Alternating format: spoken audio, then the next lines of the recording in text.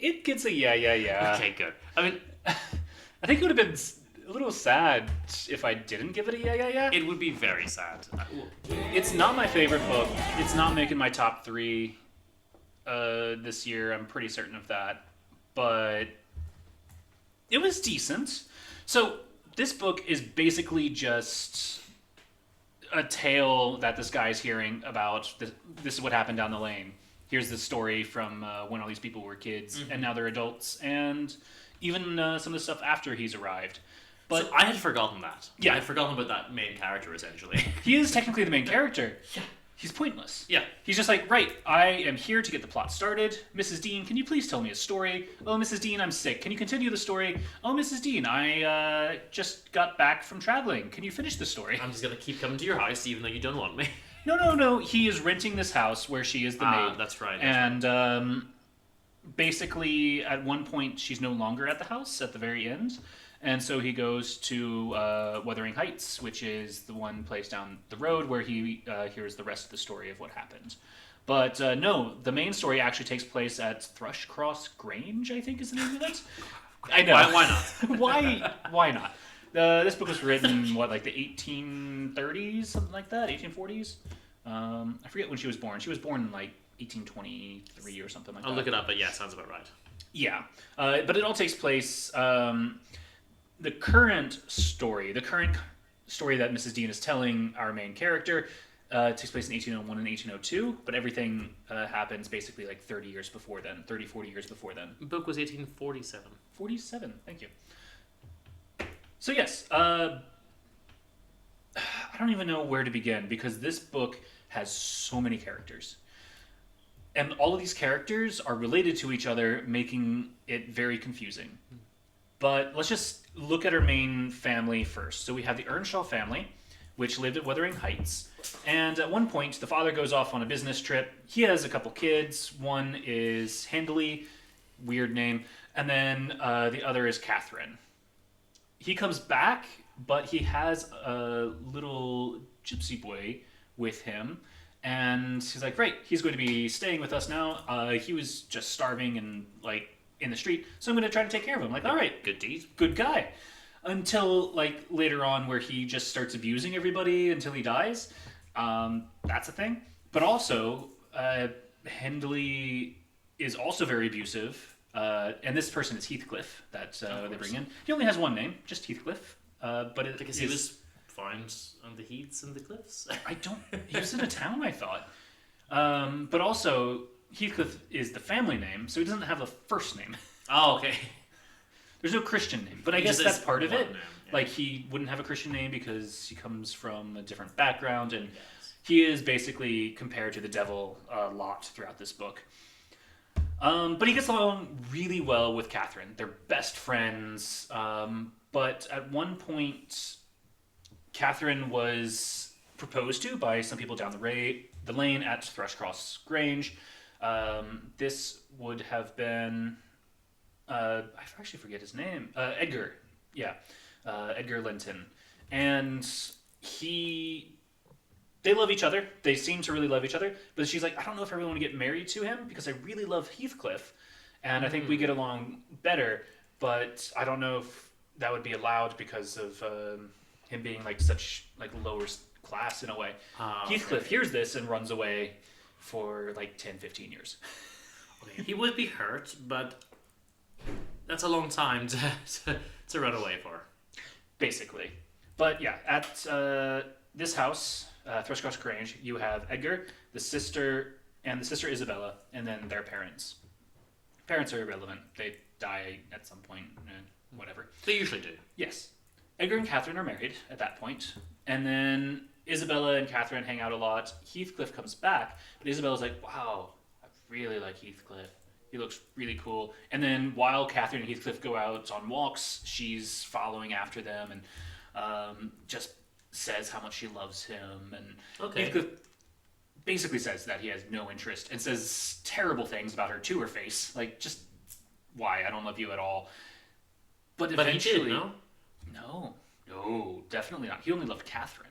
Sorry, because sorry, they were this childhood was Catherine. friends. Sorry, I'm confused. No. He hates Isabella. And I'm like, okay, okay, you're it's just. Isabella. Yeah, yeah. But there's nothing Isabella did. Nothing. No one at Thrushcross Grange did anything. Edgar just married your childhood crush, and then Isabella pined after you, but she never did anything to Yeah. you. The only people that really did anything to Heathcliff would have been his, I guess, the father figure, the one who was abusive after taking him in. But he was still very supportive until his death a lot of the time. It was Henley that he really hated, because Henley was the one who was really just abusive and bullying him. And despite the possible, his unknown antecedents, you've mentioned 2 girls that at different times liked him. So Yeah. he's fine, I guess. No, he's a very good-looking guy after he comes back. But he's like, right, I need to get my revenge. Okay, sure. He gets his revenge basically very easily against Henley.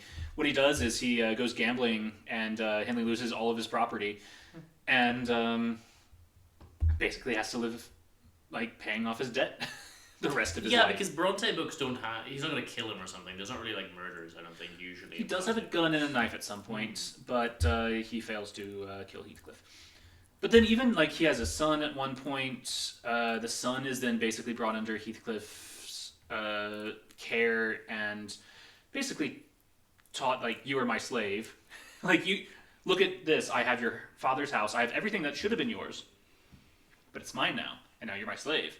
And I don't know, why he stays. There's no reason for Hareton to stay. Yeah, that's bad. Yeah. No, there's so much of this that it doesn't make sense. He's not a good guy then, Heathcliff. Oh, Heathcliff is the worst. He is just... Everything is petty with him. And even later. Very handsome, yes. Part of it. But Isabella eventually somehow convinced Heathcliff, or Heathcliff's like, right, I'm going to now marry Isabella to ruin the Linton household. I'm like, okay, why? Takes her to Wuthering Heights. They get into fights all the time. Of course, she sees how terrible, how brutish he is, and then runs away to somewhere around London. Has a child. She's sick. The whole family there is sickly. She dies, and then the child is brought back by the Uncle Edgar. Gets to meet Catherine, which is or Kathy, which is Catherine and Edgar's daughter. Mm-hmm. But Catherine, of course, passed away during a lot of this. So that's the only time Heathcliff actually cries and it seems like a human person when Catherine dies. But then he liked her.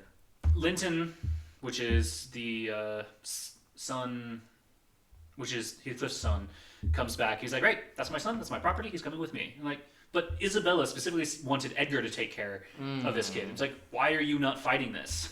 Why can you not fight that he's just taking this boy who does not want to live with you? It makes no sense. Maybe it's just maybe the father, legal right, I guess. The father always gets legal rights. Probably. Even if against the mother's wishes. I would say so, most likely, that time. Yeah. So I guess it's why not run away or steal him away? My memories of this book are that a lot of it is just wandering around in the cliffs and in the moors and stuff. Kathy does a little bit of that. The daughter of Edgar and Catherine. It's very bleak, no? There's a little bit. There's some traveling between Wuthering Heights and the Grange. It's there, but most of it seems like it's inside the houses and the story of what Heathcliff's doing. So yeah, he tries to ruin everyone's life. So he... Let's see. Edgar eventually dies, which is really, really sad because he's actually a pretty decent person. Heathcliff had, at that time, stole Kathy away to try to force her to marry his son Linton. Oh, of course. Yeah, they had gotten along pretty well, but Linton also grew a bit like his father and aggressive and became a terrible person. But she said, right, if I will marry your son now, if I can go back to be at my father's side while he dies. And eventually she does get to go back and sees him right before he dies. I'm like, okay, at least she got to see him at that point. But she's now married to this person she doesn't care for as much as... I mean, she cares for him, but she was forced into the whole matter. Okay. And then Linton dies because he was sickly this entire time. Everyone's sickly. Everyone's sickly. So we have Kathy, Heathcliff, we have Mrs. Dean still, and Hareton, Hareton and Kathy do not get along very well. He was just always rude and things like that. But they do start getting along, kind of like, right, we have the same enemy. We should probably do something to at least lift our spirits. And yeah, that's a lot of the book. Heathcliff then, for some reason, just goes crazy and dies. They're, Okay. That's yeah, they're just like, yeah, he just looked like a ghoul at one point. He was very, very happy and smiling. Like, I've never seen him smile before. And it seems like they're hinting that Catherine was at the window or something and trying to, or like haunting him. Yeah. Because at the beginning of the book, That's the line they mention in the song that I made Yeah. you listen to. at the beginning of the book, well, they don't specifically say at the window. I just got that from the song. Ah. But at the beginning of the book, we have our main character stay the night at Wuthering Heights because he's just a bad guest. He really was. He's a terrible guest. Worst guest.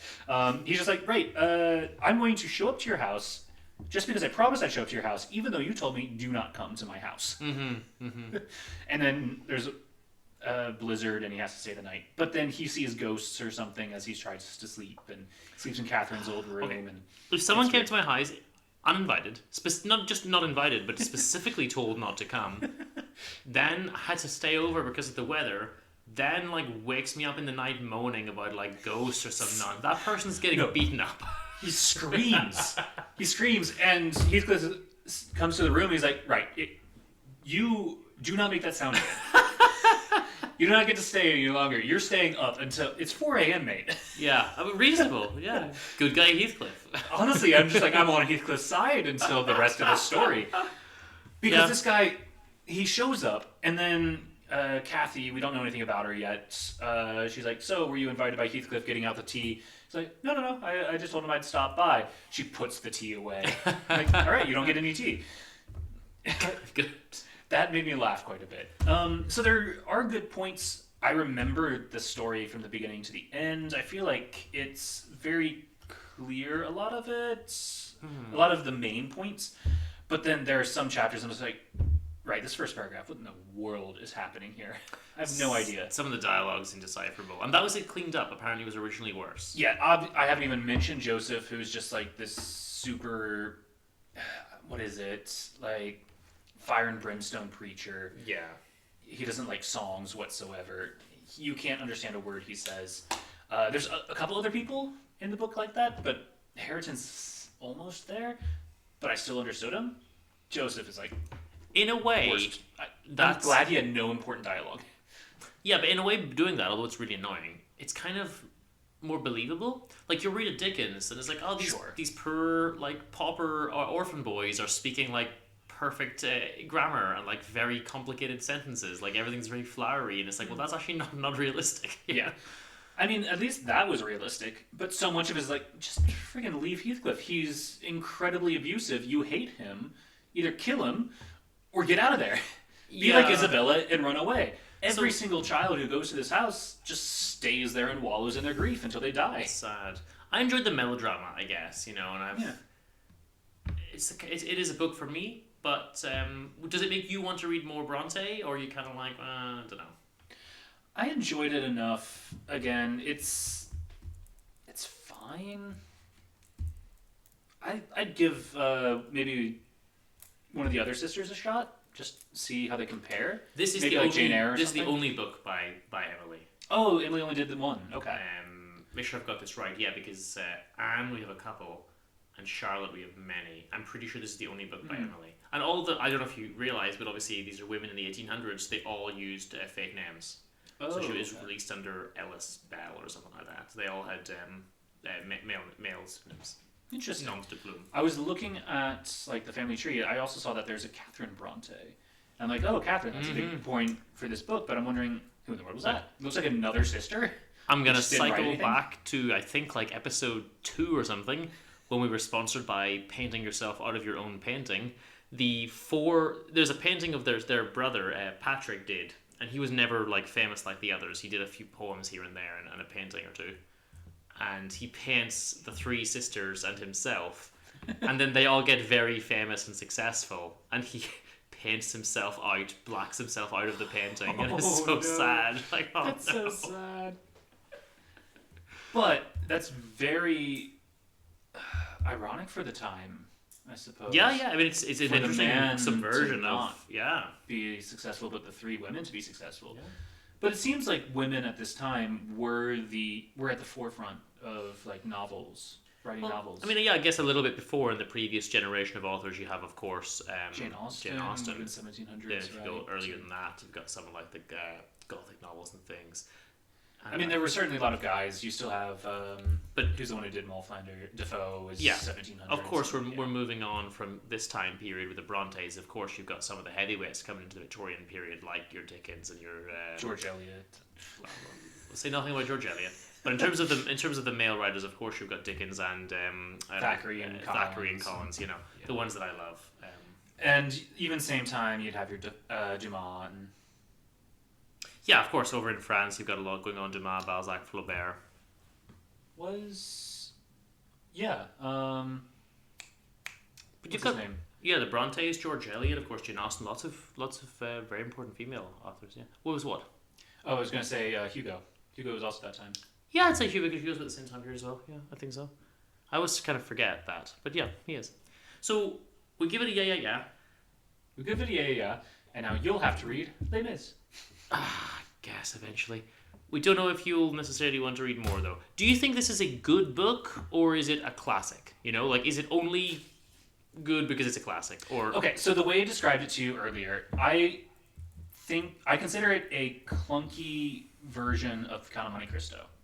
Because they're both revenge stories to an extent.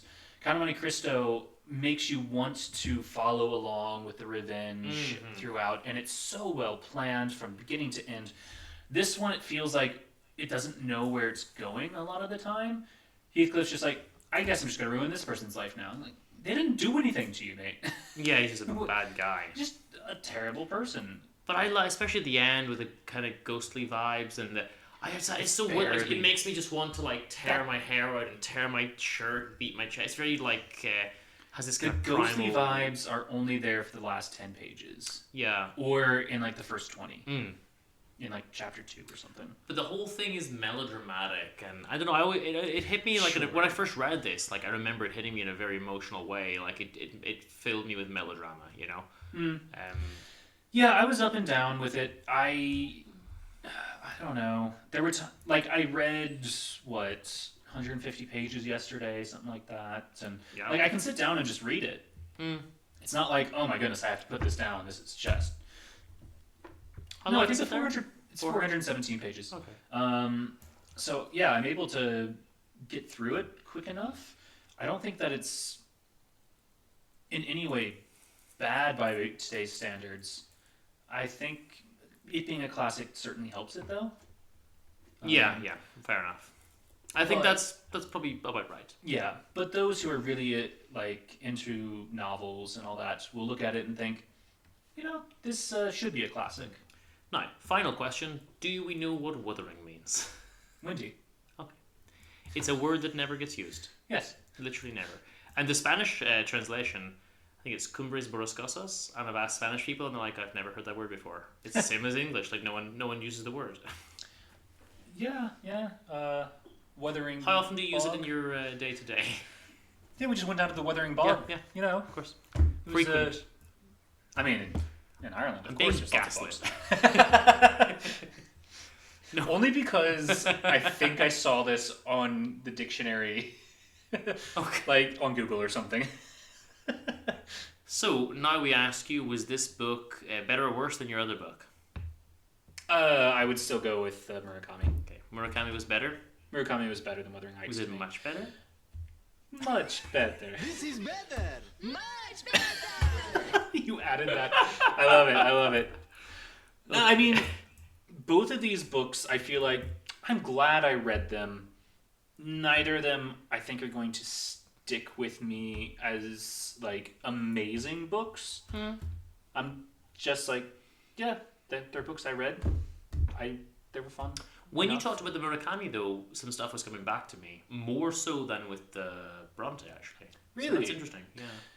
I think I will remember Yeah. There's much better imagery in the Murakami compared to the Bronte. The Bronte is all just this happened to this person, and then this happened to this person, and then this person cried their eyes out. Yeah. Um, Then this person was uninvited and didn't get tea. Folks, if someone turns up uninvited, do not give them tea. That is all. Thank you, Neighborhood Watch Committee. Do we need tea? Yes.